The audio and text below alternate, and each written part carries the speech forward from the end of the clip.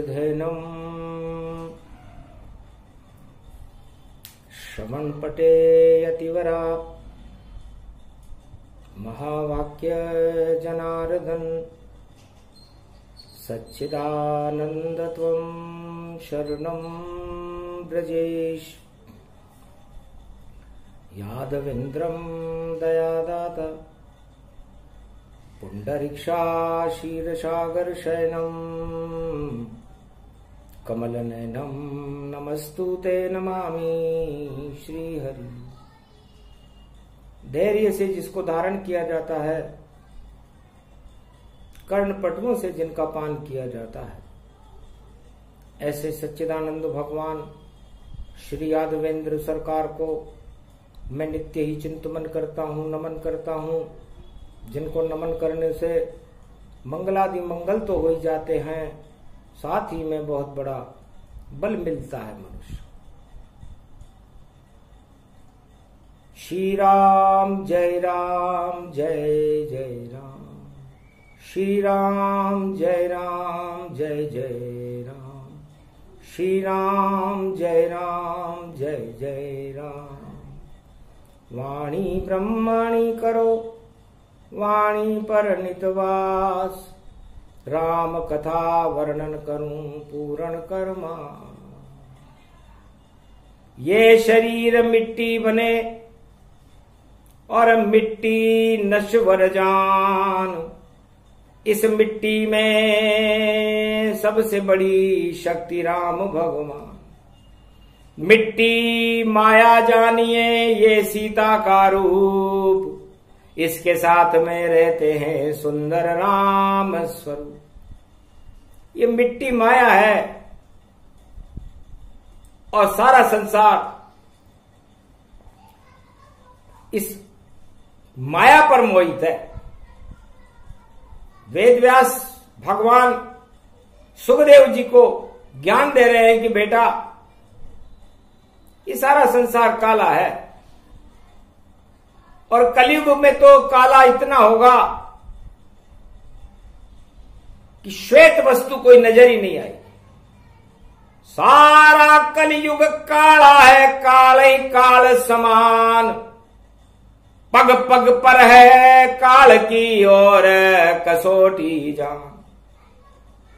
नहीं कोई श्वेत शक्ति प्रगटावे तो कलयुग काल से कौन बचावे। एक बचाने वाला है और नाम है ब्रह्म समान, और या तो राम भगवान है या है कृष्ण भगवान। ओम हिम ओम ग्रीवाहा स्वाहा हिम कहा ओदामर परस सिंह हिंग किंग तम स्वांग स्वाम राम रामाय स सतवासा स सशक्षर दे परिभव तथाक्षते घम घम दस सुखम श्री राम रमो मनोरमे सहस्त्र नाम तत्वतुल्य राम नाम वरानने ओम राम रामाय हिंग किंग रामाय सर्व संग्राम रमा रमा मनोरमे सहस्त्र नामम परा ब्रह्म रामम तरा ब्रह्म रामम सुरा ब्रह्म रामम सुरासुर तिम तम ब्रह्म वेद वेदम साम वेद अथर्मण सर्व संधान गंधर्व शास्त्र गुप्त नियम गोपनीयम परम प्रसिद्धम श्री राम राम हे मनोरमा रामम हिंग रामम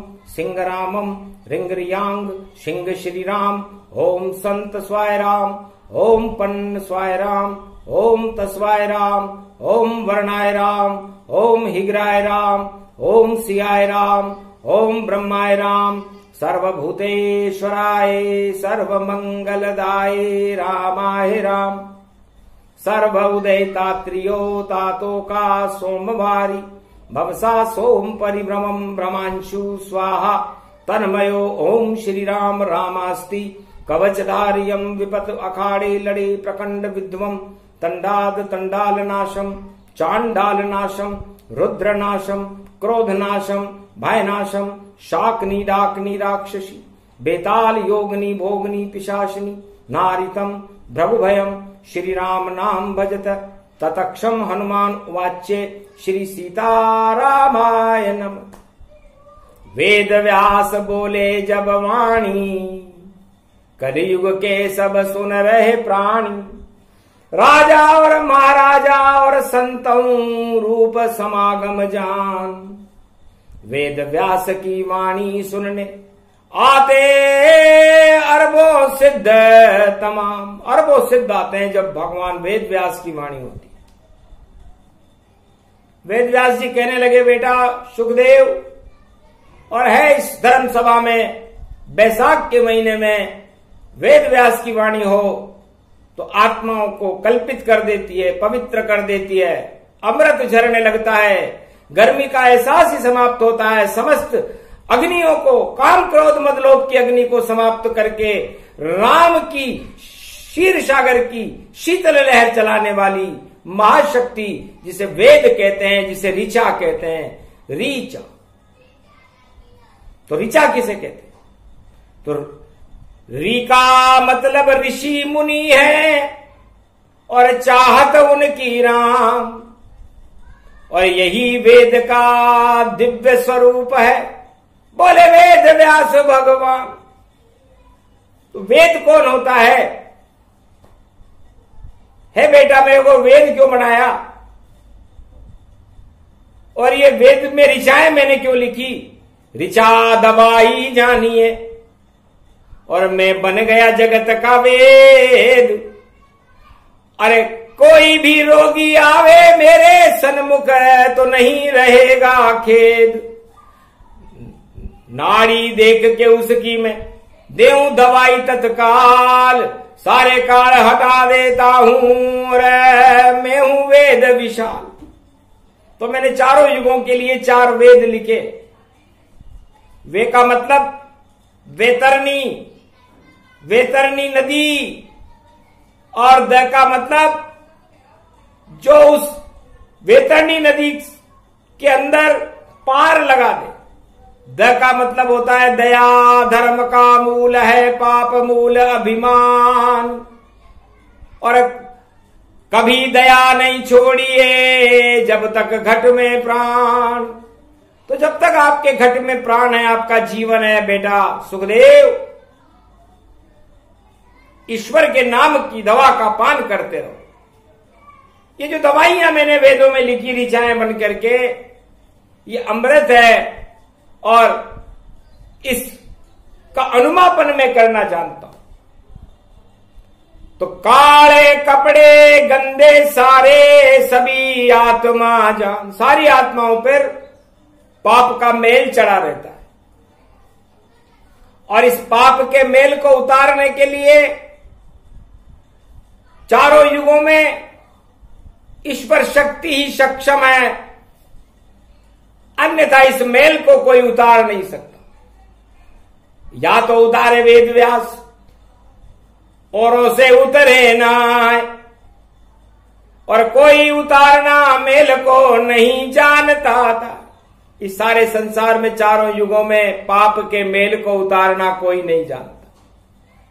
पाप के खेल को खेलना तो सारे संसार वाले जानते हैं, लेकिन जब आप पाप के मेल को उतारना जान जाओगे,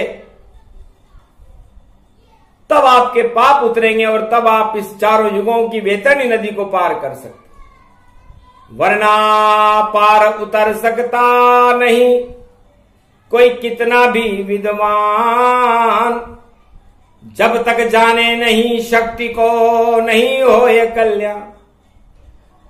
तो भैया मैं धोबी बना करूं धुलाई ताय, और नारायण से पूछा मैंने, और कैसे धोऊं जग माई, सारे जग की धुलाई कैसे करूं?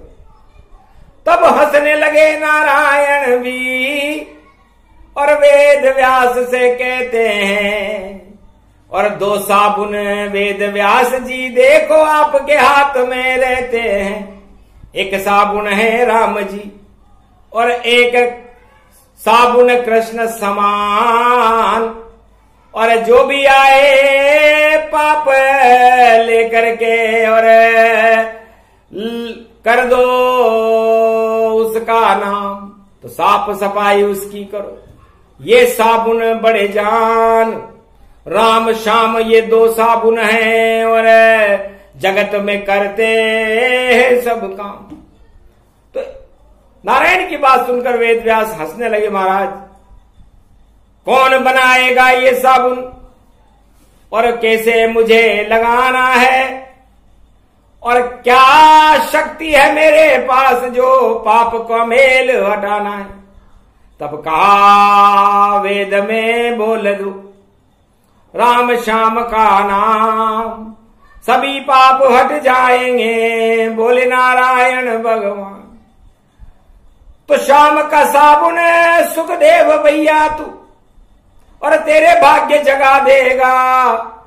तेरे लगाता हूं बेटा, तू दुनिया के भाग्य जगा देगा और ऐसा साबुन लगेगा तेरे, और ऐसी भागवत बना देगा और जो भी सुनेगा चारों युग में और उसके पाप हटा देगा।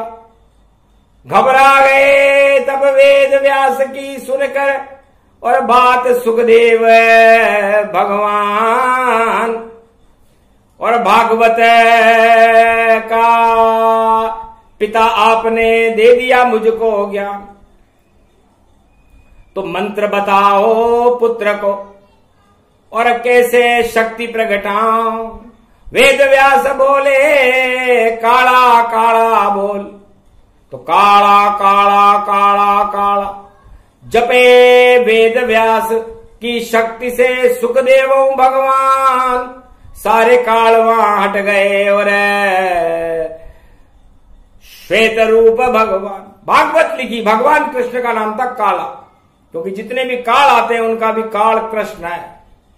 और श्रीमद् भागवत को सुनने के बाद चाहे पितृ दोष हो, चाहे कर्म दोष हो, अभागापन हो, संसार के सारे पापों को हटाने के लिए श्रीमद् भागवत, जिसका उच्चारण, जिसका पठन राजा परीक्षित को भी सुखदेव जी महाराज ने करवाया, तो सारे सुखों को देने वाली है तो भागवत है। भागवत भगवान कृष्ण की लीलाओं का अमृतपान है और ये एक ऐसा साबुन है जैसे जमुना और शाम दोनों शाम ही रंग होए, और शाम रंग जिन पे चढ़े तो पाप कहां वहां होए। यदि आपने अपने ऊपर शाम रंग चढ़ा दिया तो काले पर भी काला चढ़ता है क्या? तो सारे पाप हट जाएंगे जिस पे चढ़ जाए शाम। श्याम रंग सबसे बड़ा, श्याम वेद गुणगान। समझ गए सुखदेव जी, दिया पिता ने ज्ञान। श्रीमद् भागवत श्याम रंग में और सुगंध गतिमान, ऐसा साबुन बन गया श्याम ही साबुन होए।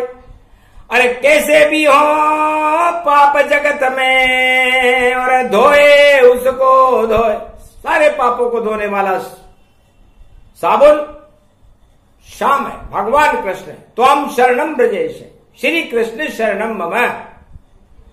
तो बरसाने वाली बरसाती है, और जब राधे की कृपा बरसाती है, और जब शाम का साबुन लगता है तो सारे पाप हटाती है। तो वही साबुन है श्रीमद् भागवत, यही वेद का ज्ञान। सीख गए सुखदेव जी, हो गए अंतर ध्यान। इतना सा ज्ञान सुनते ही सुखदेव जी को 4 वेद, 6 शास्त्र, 18 पुराण का ज्ञान हो गया। सुखदेव जी चारों युगों में एक घड़ी से ज्यादा कहीं रुकते नहीं है, चलते ही रहते। इसलिए सुख किसी के यहां ज्यादा नहीं रुकता, कभी सुख आ जाता है, कभी दुख आ जाता है। इसलिए हमेशा इस श्याम रूपी साबुन को आप अपने शरीर पर लगाते रहो, अपने मुख से उच्चारण करते रहो, तो सुख जब तक आप भगवान का भजन करते रहोगे आपके दरवाजे पर खड़ा रहेगा। और जैसे ही आप उनका उच्चारण बंद करोगे दुख आ जाएगा। इसलिए बस यही आपको समझाना था, यही देना था ज्ञान। और सुखदेव जी तो अंतरिक्ष में हो गए अंतर ध्यान, अंतरिक्ष में अंतर ध्यान हो गए। भगवान कृष्ण हंसे कि वेद व्यास जी, आपका लड़का तो आपसे ज्यादा विद्वान है, काला काला शब्द में ही सारे काल को समझ गया, काल चक्र को समझ गया, काल की गति को समझ गया, समय की गति को समझ गया, और जिसको ये समझा देगा उसका काल आ ही नहीं सकता। तो काल को टालने वाले भगवान श्री कृष्ण है, श्रीमद् भागवत है, गीता है। इस अमृत का आप पान करो तो आपको भक्ति मिलेगी, ज्ञान मिलेगा, वैराग्य मिलेगा, मोक्ष मिलेगा और भगवान के दर्शन मिल जाए। ये ज्ञान गंगा का प्रसंग बैसाख में भरी दोपहरी में भगवान सुखदेव जी ने और भगवान वेद व्यास की साक्षी में इसे वेद व्यास जी ने सुनाया। इसे वेद का छठा श्लोक कहते हैं। षष्ठ श्लोकम भागवतम भाग्यवृत्तम निरूपम श्री कृष्ण श्यामरंग गोवर्धन गिरधारी रूपम गोपातीतम केशव क्लेश नाशाय सर्व विघ्न विनाशा नतमस्तके नमो भगवते वासुदेवाः श्री हरि श्री कृष्णा दामोदर मधुसूदना वासुदेव त्वं शरणं ब्रजेश। ये शाम वेद की व्याख्या वेद व्यास जी ने सुखदेव जी को समझाई और कलयुग में सारे संसार को, राजाओं को और हिमालय के संतों को समझाया। जो प्रसंग सुनने में बड़ा महत्वपूर्ण है, भगवान की भक्ति का रंग है, तो आप लोग अपने ऊपर, चाहे आपने कितने भी पाप कर लिए हो, किसी भी काली मां आपके ऊपर छाई हुई हो, श्याम रंग को आप अपने ऊपर चढ़ाइए। श्याम रंग का मंत्र है श्री कृष्ण शरणम मम त्वं शरणम ब्रजेश। और ये रंग आप पर चढ़ गया तो फिर कोई रंग आप पर चढ़ेगा नहीं और किसी भी तरह का कोई पाप, अशुभता आपके अंदर आएगी नहीं और आप भगवान से सीधे ही मिल जाओ। सरल से सरल विधि समझाई और कलयुग में भाई यही दवाई। वेद व्यास ने इसको गाया, सरल रूप सबको समझाया। तब बोले वेद व्यास भगवाना, ये तो द्वापर का है ज्ञान, त्रेता में कैसे करूं और कैसे दूं समझाए। राम गए वनवास में, अवध में कोई न सुनने पाए। अयोध्या में तो कोई सुनने ही नहीं आता और अयोध्या का राजा नंदी ग्राम में बैठा हुआ, वशिष्ठ अपने आश्रम पर बैठे हुए। राम जी को सुनने तो सारे संत कोल की रात भील वनवासी आ रहे हैं, मैं किसको सुनाऊं, किसे समझो। तब कहा सरयू के तट पर वेद व्यास जी जाओ तुम और हनुमान का ध्यान लगाओ तुम और पवन पुत्र को सुनाओ तुम। तो पवन हवा को कहते हैं और अपने आप ही आए और जो भी वेद सुनाओगे श्रवण भक्त सुन जाए। श्रवण भक्त वेद व्यास गए अवध में, सरयू तट के माय राम राम जपने लगे और हनुमान प्रगटाए। अरे मनसा पूर्ण बाबा देखो और पंचमुखी हनुमान कहाए और उम्मीदें पूरी करने और देखो पवन पुत्र खुद आए। कैसे बैठे वेद व्यास जी और क्या तुम राम सुनो गुणगान। तब कहा वेद व्यास ने हंस करके, वानर तुम मेरे सन्मुख बैठो और मैं रामचरित्र सुनाऊंगा और दर्शन अब राम के तुम देखो। मंत्र मुग्ध हनुमान हो गए और आंखें कर ली बंद और जैसे बसंत की सुगंध थी वैसी फैली सुगंध। राम जाम झरने लगा वेद व्यास मुख माय, सरयू में अमृत झरे हनुमत प्रसन्न दिखाए। महाराज वेद व्यास जी ने पूछा, हनुमान जी क्या देखा? अरबों अमृत की बूंदें यहां पर राम नाम बन बरस रही और सारी सरयू अमृत बन गई और देखो सुरयू ये रूप रही। सुर मन देवता होता है और उसको मैं कलयुग में देख रहा हूं। यु का मतलब युग होता है। तो अमृत ही अमृत सरयू में और दिखे कछुनाय। और ये कैसा ये चमत्कार जो आप हमें दिखलाए। तब कहा राम कृपा जिन पर होई जावे, अमृत झर झर वहां पर आवे। तो राम नाम साबुन बड़ा, पाप सभी ये धोए। और अमृत इसको मानिए और नहीं विष इसमें होए। तो यदि आप पर विष की बौछारें हो रही हो, पाप की आंधियां चल रही हो और तूफान चल रहे हो, तो राम नाम एक अमृत है। एक ऐसा अमृत है, एक ऐसा साबुन है, यदि लगा लिया अगर किसी ने, शिवरी से लगाए और हनुमान ने लगाया तो भगवान रूप दिखा। वेद व्यास जी के कहने पर राम नाम का साबुन हनुमान जी ने लगा लिया, सरयू में डुबकी लगाई तो भगवान रंग उनका हुआ, केसरिया तन पाए। अरे भगवान रंग में राम जी तो तुम भी भगवान पाए। तब हनुमान जी चकित हो गए कि कौन सा साबुन लगा दिया आपने, ये मेरा भगवान रंग कैसे हो गया। कि भगवा रंग पहन करके राम जी लंका की तरफ जा रहे हैं और आपका ध्यान उनके चरणों में है। तो जा पर कृपा राम की होई, राम स्वरूप बने जो जोई। तो आपका ध्यान मेरी कथा में तो कम है, लेकिन राम जी के चरणों में ज्यादा है, क्योंकि आप राम के चरणों के दास हो। तो जैसा राम जी का रंग है वैसा आपका रंग हो गया। शुद्ध भावना है आपकी। ये राम नाम अमृत बना, भगवा बने हनुमान और भगवा हो गए राम जी और वेद व्यास का ज्ञान। कोई नहीं समझा इसे, जिसे वाणी रही समझाए। सच्ची श्रद्धा होए तो वैसा रूप हो जाए। तो ये दो साबुन है। तो हनुमान जी ने राम जी के प्रति अपनी भावना रखी तो भगवा रंग के हो गए। और द्वापर में सब श्याम रंग हो गए, क्योंकि कृष्ण के प्रति सारे गोप ग्वालों की आस्था हो गई। तो दो ही रंग सबसे बड़े, राम और श्याम ये रंग।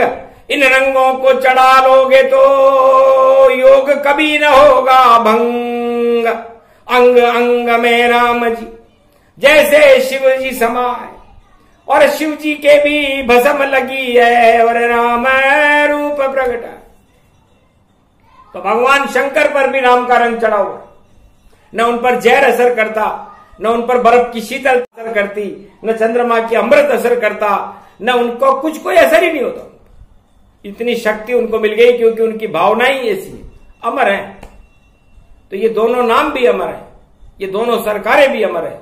और जय सिया राम, जय हनुमान, संकट मोचन कृपा निधान, त्वम शरणम ब्रजेश, जय श्री कृष्ण। तो ये राम नाम का अमृत आप पान करो, श्री कृष्ण का अमृत आप पान करो, है संसार वासियों आपका कल्याण। बैसाख मास में ये राम और कृष्ण का प्रसंग सुनने के बाद अमृत की प्राप्ति हो जाती है, क्योंकि शुक्रवार पड़ गया छठी रात का अंक और बैसाख के मास में और बन गए सारे संत। इस प्रसंग को सुनने से संत ज्ञान मिल जाए। जिसको मिल जाए राम कृष्ण का ज्ञान तो कभी अंत नहीं पाए। अजर अमर अविनाशी हो रहे राम कृष्ण के संग, उनके रंग ही चढ़े रहे जो कभी न होते भंग। ये प्रसंग पूरा हुआ राम कृष्ण गुणगान, यही वेद का ज्ञान है। बोले वेद व्यास भगवान, बोलो श्री कृष्ण भगवान की, बोलो रामचंद्र भगवान की। आज के आनंद की जय, भारत माता की जय, ब्रज भूमि की जय, अयोध्या की जय, चारों धाम की जय। बोलो जय श्री कृष्ण।